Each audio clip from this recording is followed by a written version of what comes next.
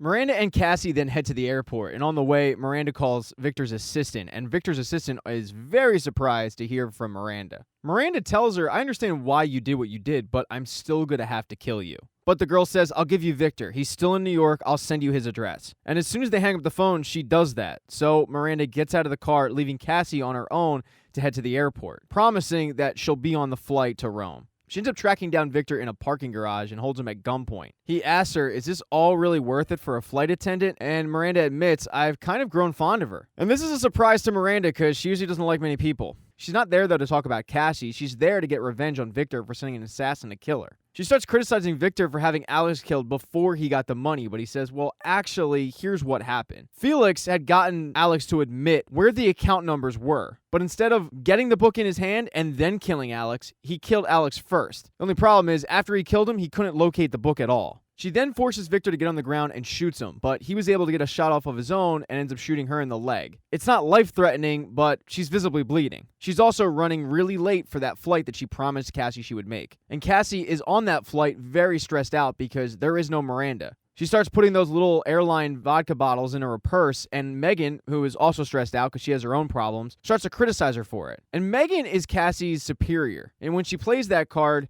Cassie starts to rip her for doing so. The two are just squabbling until finally Jada has to say, you guys are making a scene, could you please shut up? And the big issue is neither of them know what the other is currently going through. And Cassie's stress doesn't get any better when the flight finally leaves and Miranda isn't on it. Now Miranda gets on the next flight to Rome, but for a little bit, Cassie's on her own. And while Cassie is in the air, the FBI gets the print back, and sure enough, it's Cassie Bowden. And Agent White starts doing a little happy dance thinking, all right, we got our girl. But Agent Hammond still isn't so sure. Agent White starts to criticize Hammond about overthinking this, and Hammond says, look, just because we have this print doesn't mean that we have this whole thing figured out. So you can go ahead and arrest Cassie Bowden while I sit here, look through the paperwork, and try to figure it out. But then they find out about the agent that was tasked with following Cassie, and they find out that he was found in an alley with his throat slit. That kind of puts a halt on the whole arguing thing, with White going to arrest Cassie and Hammond doing as she said, sitting with the paperwork. And while she's doing that a little while later, in walks Annie, who had transcribed everything that was on that Hello Kitty flash drive.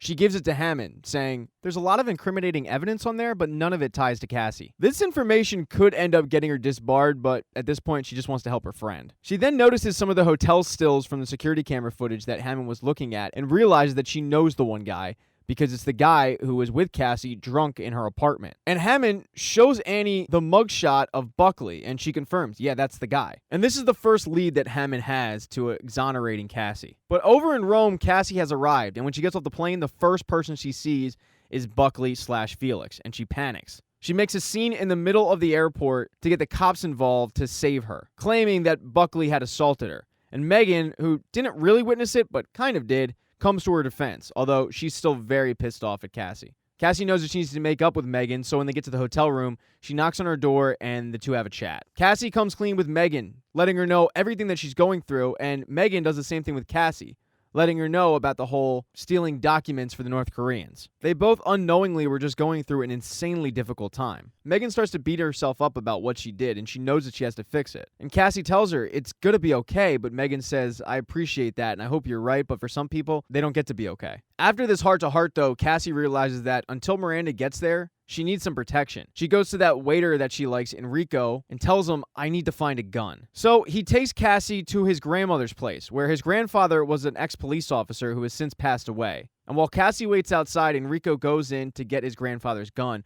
although his grandmother isn't too thrilled about it. When she looks outside, she notices Cassie, so she goes outside to talk to her, and it turns out that Enrico had talked about Cassie in the past. Cassie was caught sipping one of those airline vodka bottles. Kind of embarrassing. And the two are talking about making the mistakes of your parents, which really hits home for Cassie, who at this moment is realizing that she's turning into her father. She's turning into a drunk. After Enrico's grandmother goes back inside, Cassie heads to that headspace and goes to the scene of the accident. She walks up to her very troubled younger self and tells her, what just happened here is not your fault. There'll be plenty of stuff in your life that will be your fault, but today, this It's not you. And this moment really helps her cope. Enrico, who located his grandfather's gun, agrees to escort Cassie back to her hotel room and the two head off. Back in the States, though, with the help of Max, Annie and Hammond have been able to piecemeal together the story of Buckley. While doing so, Agent White shows up and says that he tried to track down Cassie, but the airline let him know that she headed off to Rome, which is really surprising to Annie. The three then continue to go through manifests and whatnot and find out that Buckley was also on that flight to Rome. He's stalking Cassie. So Hammond gets on the phone and starts letting the authorities overseas know to keep an eye out for Buckley/Felix. Cassie, though, has arrived back in her hotel room, escorted by Enrico, and Enrico heads down to the lobby to grab Cassie a coffee. Cassie goes in the bathroom, but she notices something poking out of the shower,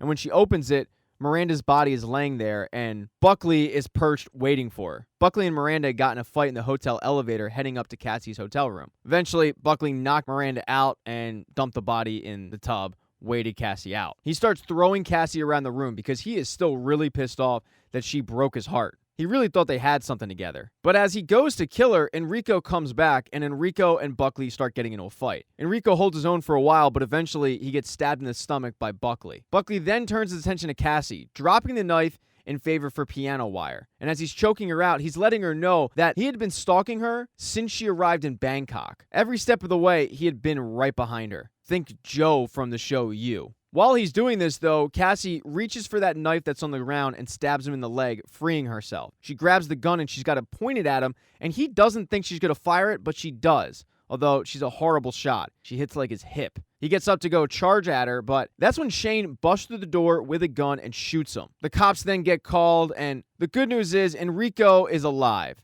He even gives Cassie a thumbs up on his way into the ambulance.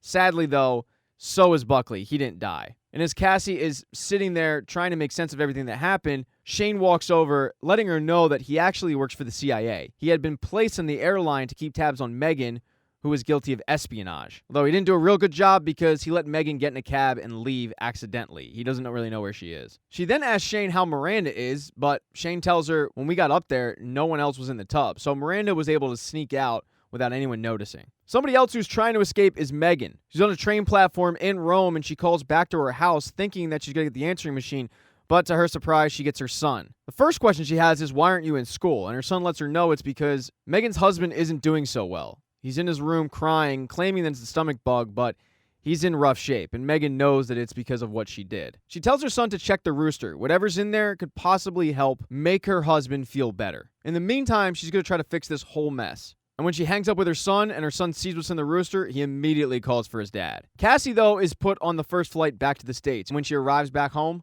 the first person waiting for her is Davey. Davey had promised her that if she ever needed him, he would be there, and he's a man of his word.